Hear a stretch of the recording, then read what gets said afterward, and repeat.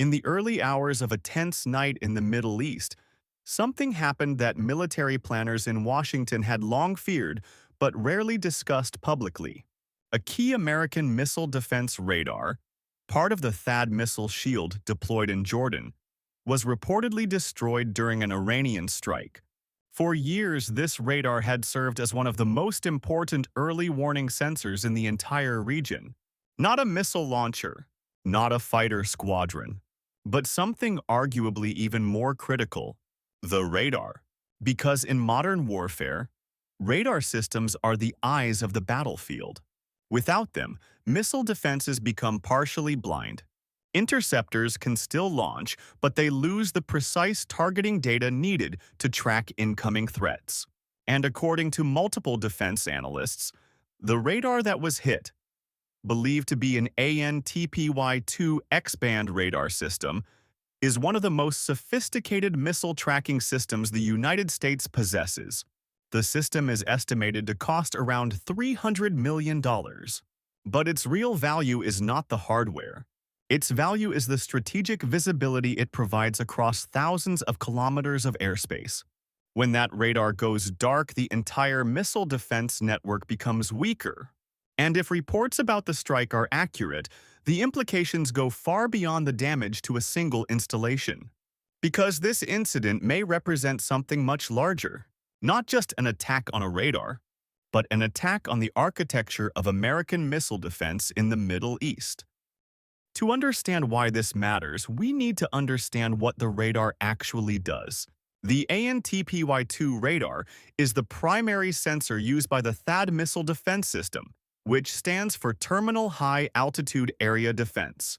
THAAD is designed to intercept ballistic missiles in the final stage of their flight, either just outside the atmosphere or during their descent. The radar detects missile launches, tracks them across the sky, calculates their trajectory, and then feeds that targeting data to interceptor missiles. Without that radar, the interceptors lose the ability to accurately track incoming threats. In other words, the radar is not just part of the system. It is the brain of the system. Each ANTPY-2 radar can detect ballistic missile launches over 1,000 kilometers away, depending on deployment mode. And in forward-based configuration, it can even provide early warning data for missile defense networks located in other countries. That means a radar in Jordan can help protect not just Jordan, but also Israel, Saudi Arabia, and even American bases across the region.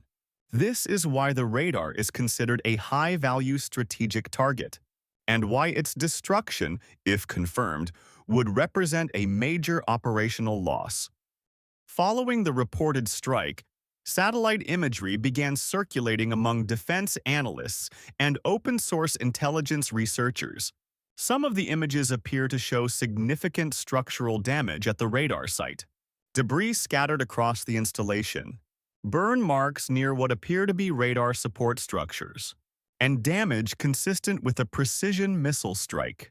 While governments rarely confirm such incidents publicly, analysts from several research institutions, including the Center for Strategic and International Studies, CSIS, and independent OSINT groups, have been studying the imagery closely.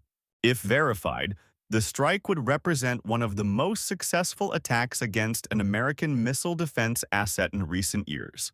Because missile defense systems are designed specifically to survive in high-threat environments, they are hardened, protected, and usually deployed with multiple layers of security. So destroying one requires not just accuracy, but intelligence about the location and timing of the target. Which raises a deeper question.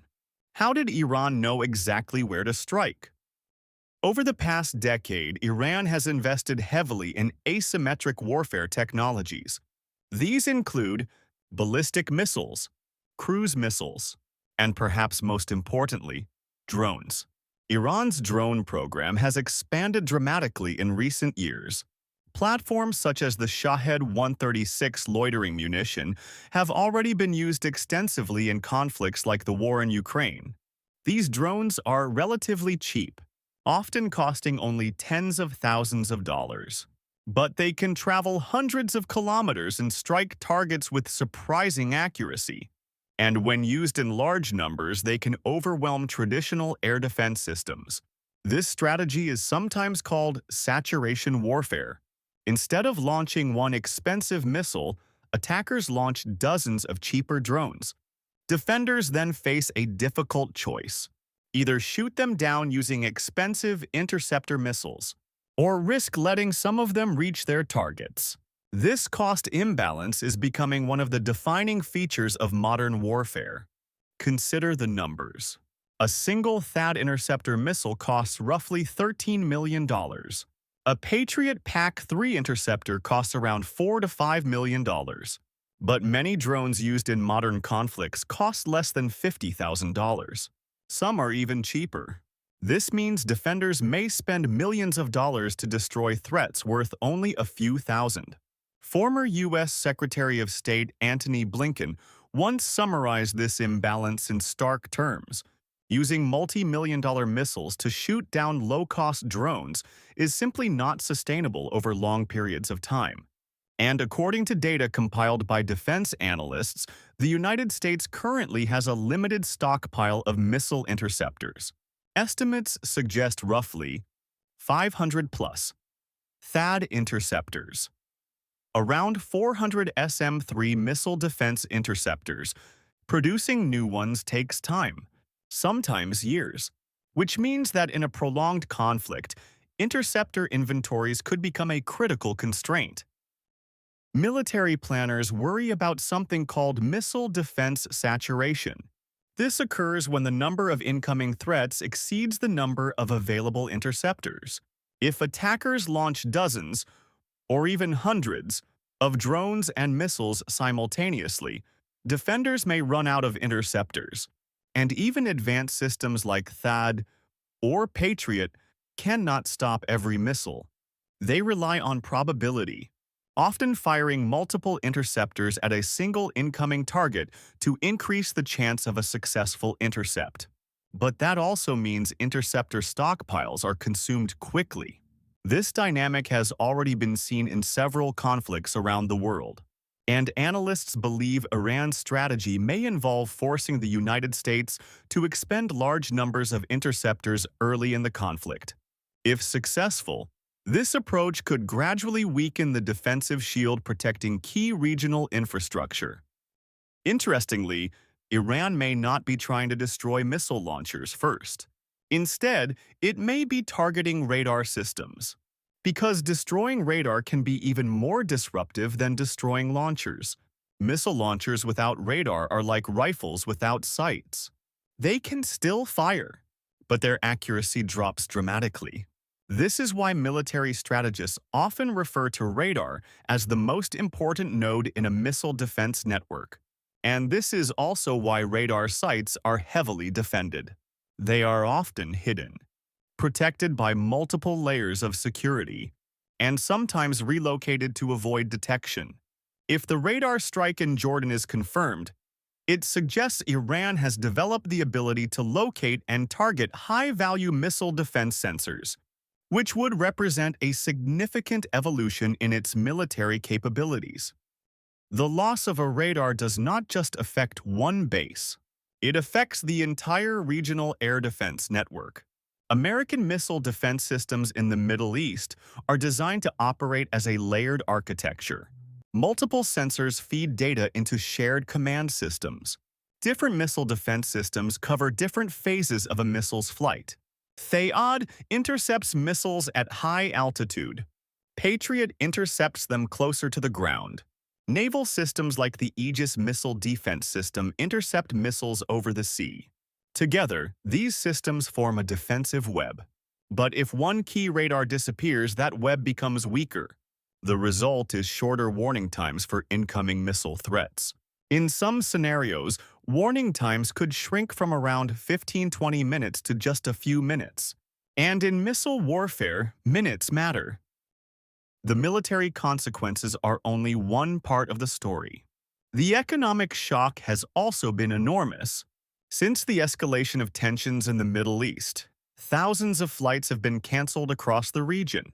Major aviation hubs such as Dubai, Doha, and Tel Aviv have experienced significant disruptions. According to aviation data companies, more than 10,000 flights have been affected since the beginning of the crisis. Airlines are rerouting flights to avoid potential missile trajectories. Insurance costs for aircraft flying through the region have increased sharply, and oil markets have reacted immediately. Energy traders are particularly concerned about the Strait of Hormuz, through which roughly 20% of global oil supply passes.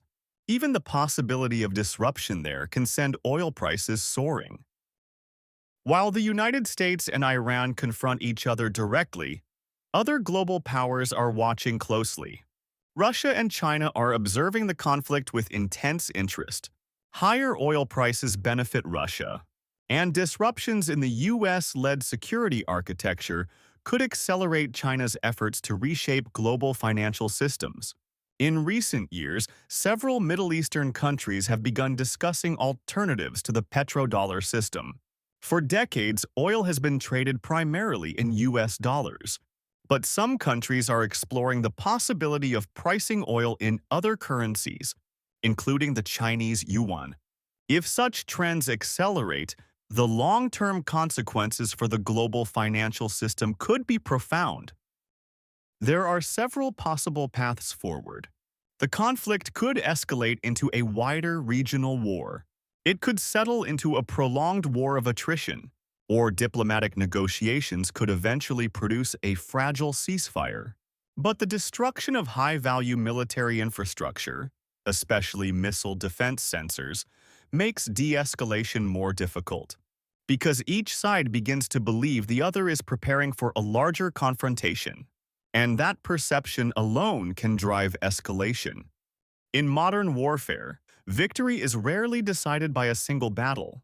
Instead, wars are increasingly fought between systems, sensor networks, missile defense architectures, supply chains, economic resilience, and political alliances. The reported destruction of a radar in Jordan may seem like a small event in isolation, but in the context of a larger strategic contest, it represents something much bigger, a glimpse into how future wars may unfold, not through massive tank battles, but through the systematic dismantling of the technological systems that modern militaries rely on. And if the radar truly was destroyed, then for a brief moment in the Middle East, one of the world's most powerful military networks may have lost something incredibly important: its eyes.